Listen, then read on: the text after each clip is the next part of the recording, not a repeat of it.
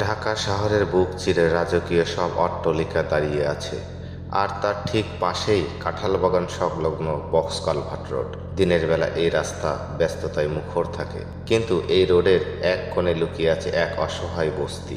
সেখানে কয়েকশো মানুষের বসবাস, যাদের দিন কাটে ঘাম ঝরিয়ে আর রাত কাটে অন্ধকারের সাথে লড়াই করে।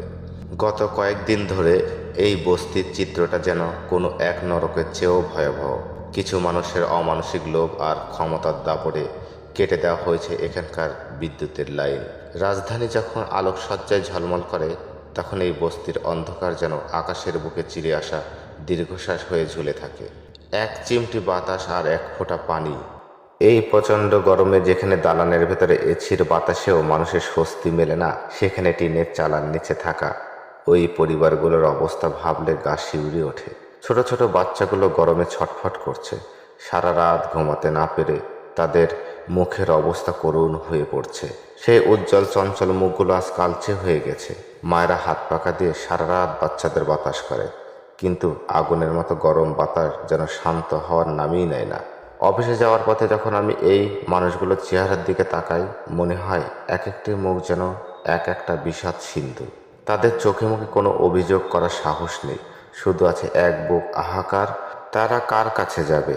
কে শুনবে এই নিঃশব্দর কথা?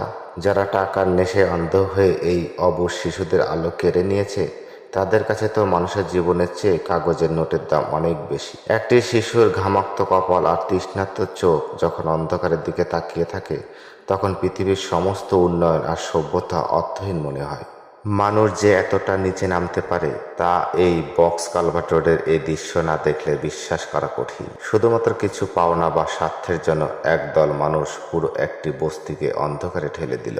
এই গরমে বাচ্চাগুলোর কান্নার শব্দ কি তাদের কানে পৌঁছায় না, নাকি টাকার ঝনঝানি তাদের বিবেককে বধির করে দিয়েছে? যখন অফিস থেকে ফিরি, দেখি অন্ধকারের ভেতরে ছোট ছোট মোমবাতি জ্বলছে। সেই মোমবাতির আলোয় বাচ্চাদের অসহায় মুখগুলো দেখে বুকের ভেতরটা মোচড় দিয়ে ওঠে। ঢাকা শহরের এই ব্যস্ত রাস্তায় সবাই ছুটছে, কেউ ফিরেও তাকাচ্ছে না এই অভিশপ্ত গলির দিকে। টাকা হয়তো আজ মানুষের পরিচয় হয়ে দাঁড়িয়েছে, কিন্তু মানবতা কি আজ সত্যি এই বক্স কালভার্টের ময়লার ভাগাড়ে বিসর্জন দেওয়া হয়েছে? আপনার এই মানবিক অনুভূতি যেন অন্যদের মনেও নাড়া দেয়। এই মানুষগুলোর পাশে দাঁড়ানোর মতো কেউ একজন অন্তত এগিয়ে আসুক, এটাই আমাদের প্রার্থনা। সবাই ভালো থাকবেন। আসসালামু আলাইকুম।